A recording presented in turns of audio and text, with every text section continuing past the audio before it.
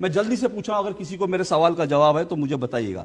आप तो अशोक जी उत्तर प्रदेश के रहने वाले हैं। फतेहपुर में बावनी इमली का नाम सुना आपने? बावनी इमली, फतेहपुर में, उत्तर प्रदेश में। सवाल पूछिए, सवाल बावनी इमली का नाम सुना आपने? नहीं, उसके आगे सवाल पूछिए। मेरे सवाल में यही सवाल है, बावनी इमली का नाम किसकी? मैंने तो अभी पिछले हफ्ते बावनी इमली के बारे में जाना, मुझे भी नहीं पता था। आप जानते? नहीं जानते। निखिल जी आप जानते हैं बावनी इमली के बारे में?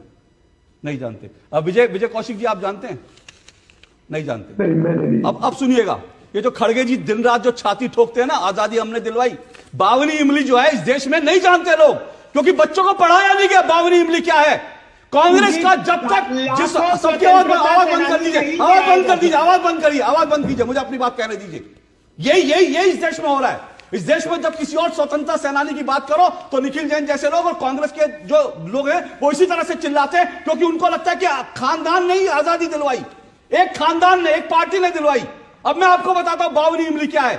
आपको मालूम है एक साथ 52 लोगों को 28 अप्रैल 1858, जिस वक्त कांग्रेस का जन्म भी नहीं हुआ था, अंग्रेजों ने एक साथ 52 लोगों को एक पेड़ पर लटकाकर मार दिया था।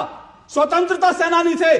पूरे स्वतंत्रता संग्राम के इतिहास में, कांग्रेस के पूरे स्वतंत्रता संग्राम के इतिहास में कांग्रेस के 52 लोग फांसी पे नहीं चढ़े, लेकिन एक दिन 52 लोग फांसी पे चढ़े थे। और इतिहास की किताबों में और इस देश को यह बताया भी नहीं जाता कि एक दिन अंग्रेजों ने 52 क्रांतिकारियों को फांसी के तख्ते पे झुला दिया था और 1 महीने तक उनके शव लटके रहे थे। उनके शव को किसी को हाथ लगाने की इजाजत नहीं थी। इस देश में बावनी इमली के बारे में आप नहीं जानते, लेकिन आप नेहरू जी के नाम पर, इंदिरा जी के नाम पर, राजीव के नाम पर, इन सबके दर्शन के नाम पर दुनिया भर की चीजें। मैं इसलिए कह रहा हूं, ये जो भारत के स्वतंत्रता सेनानियों के साथ ये जो घोर अपराध हुआ है, गांधी नेहरू परिवार ने जो अपराध किया है, उसके कारण आज वो दावा नहीं कर सकते कि हम अम्बेडकर के बड़े भक्त हैं।